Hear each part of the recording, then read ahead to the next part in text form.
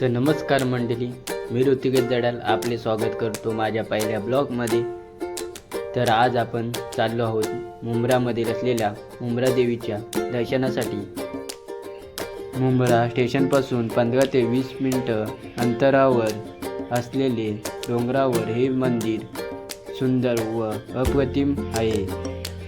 मुंब्रा देवी मंदिर हे जगातील सर्वात प्रसिद्ध मंदिरांपैकी एक मंदिर आहे।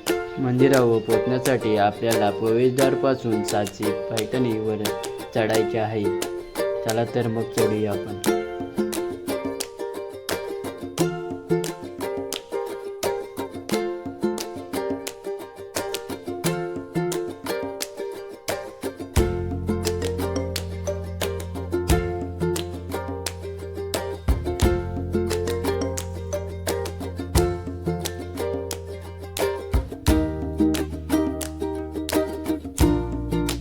तर वरती जात असताना आम्हाला मारुती मंदिर व साती आसरा देवीचे मंदिर मिळाले।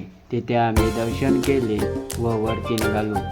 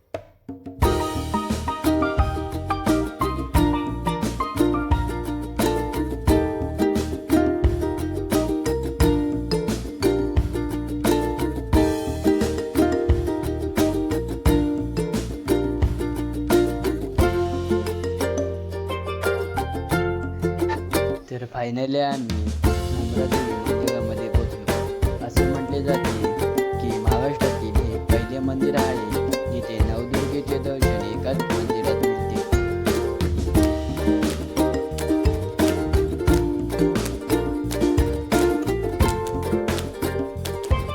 मंदिरामध्ये पोहोचल्यावर मी आई मुंब्रा देवीचे दर्शन घेतले व तेवढ्यात आरतीची वेळ झाली होती। चला तर मी आता तुम्हाला आरती दाखवतो।